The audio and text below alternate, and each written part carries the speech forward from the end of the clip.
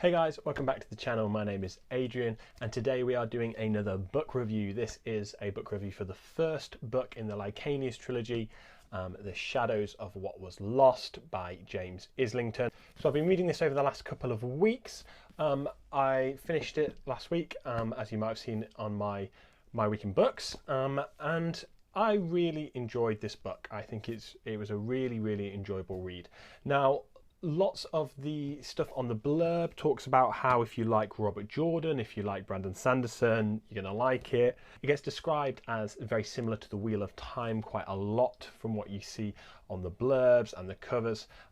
So there are quite high hopes here for me, considering how much I love The Wheel of Time and considering how much I love Brandon Sanderson's works. There is high hopes as I entered into this series. And I suppose one of the big things to ask is, how accurate are some of those comparisons? Like, are they fair? In what ways does it match up with Brandon Sanderson's work? In what ways does it match up with The Wheel of Time? And in lots of ways, we've got to be very careful in tempering our expectations. This is the first book in a brand new trilogy.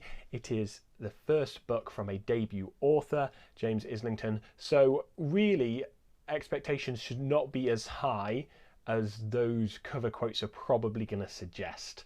Yeah, if you compare Brandon Sanderson's first novel, Elantris, to what he's writing now, the gap in quality is pretty noticeable. So even if this guy is the next Brandon Sanderson, we would still expect his debut novel to fall short of where he's going to end up and fall short of those comparisons. Surely you would think.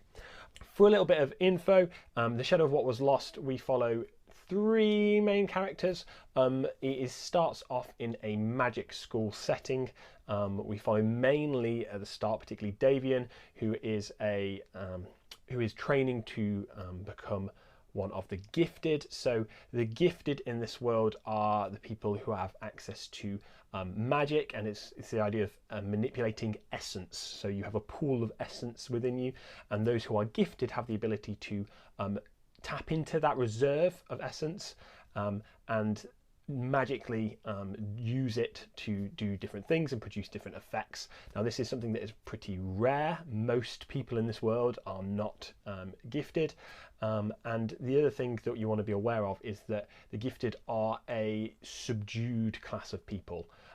There was a war fought in the not so distant past, and now the gifted are subdued by the populace as a whole. They are limited in what they can do. They are bound by the tenets, which are a set of rules that govern how they can act, and this is sort of magically enforced. Whenever you draw enough essence to do something, to like produce a magical effect, you will develop a magical tattoo on your skin. When this develops, you're now bound by the tenets and you cannot do what they disallow you from doing. You are bound by them and you have no way of doing the things that you're not allowed to do in the tenets. So these are things such as you've got to obey the administrators, who are the people who sort of are in control of managing and not imprisoning, but sort of keeping the gifted in check. As well as that, you can't use essence to harm anybody, and you can't harm administrators in any way. You can't bring yourself to do that. So it is a interesting magic system where there is the people who have the power and the talent and the ability, but they are subdued by those who do not, which is a very interesting setup. Follow Davian, his friend Wur, and his friend Asher in this school setting. As things develop, they end up leaving this school setting and adventures ensue. And I don't want to say too much more than that, because I don't want to spoil too far into the book. This book is definitely a tropey book. If you have read a lot of fantasy in your life, if you know the classical fantasy tropes, you are going to know a lot of what's going on in this book, whether it's the magic school setting, whether it's the prophecy, whether it's this idea of a coming of age story. All of these are very classical fantasy tropes, and they are done relatively well. And this is where I think you see some of the comparisons with The Wheel of Time, for example. And that's partially because there are lots of comparisons from early Wheel of Time books and The Lord of the Rings. And you see this through line of classical fantasy tropes, and I think that's all well and good. We start off with this idea of the big bad, this idea of a boundary, a magical boundary breaking down as well. And there's just a lot of things you've probably seen before in slightly different ways, in slightly different styles. But I do like the way that Islington brings a fresh perspective on them. It is not groundbreaking in its content for the most part. It's not groundbreaking in its setup, but it is doing these fantasy tropes really relatively well, and I did really enjoy it. So as well as being a relatively tropey read, I would also say that I do see the comparison here with a lot of Brandon Sanderson's works. So probably the closest comparison from Brandon Sanderson would probably be Mistborn. And I think that's because there's an interesting, hard-ish magic system. It's a bit softer in The Shadows of What Was Lost than in Mistborn. But the way that we get that set up, the way we get the world explained to us and explored, the coming of age from Vin in Mistborn compared to here with Davian and his friends, there is definite Mistborn influences, and I can see the odd Wheel of Time influence as well, but a lot of the things that are coming from there aren't massively original to the Wheel of Time either. So yeah, mileage may vary on those comparisons. What I will say is this is much more like Mistborn in that it is really a plot book, which is what I feel like Mistborn is too. There is good character work in it, don't get me wrong, but this is a plot book. And that's where it kind of varies from the Wheel of Time, which I would argue is much more character-based series. It's much about the characters, and the plot is good and interesting, but it's very slow-moving.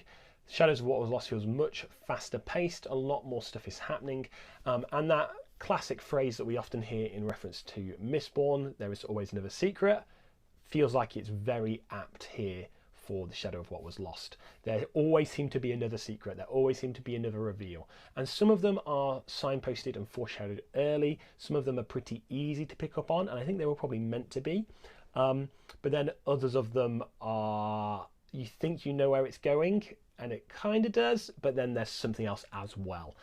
So there is certainly big reveals as you get further and further into this book that are just, yeah, they blew my mind a little bit. And I wasn't really expecting that because we'd had so many reveals where there was quite heavy foreshadowing, and I was pretty sure I knew what was coming and it was pretty close to right. But then towards the end, there were a few extra reveals that were really, okay, that was interesting. I didn't see that one coming. That one really is, yeah, a big reveal and done really, really well. So I'll be interested to see if that continues through the series, if Islington has enough of these reveals left to still be blowing our minds in books 2 and book 3. Generally here, I think the prose was decent, if not massively mind-blowing. I really liked the plot action and the plot arc that we had. I do think some of the characters are not massively memorable. Davian in particular is a little bit bland possibly, but not to the point that it's a massive problem.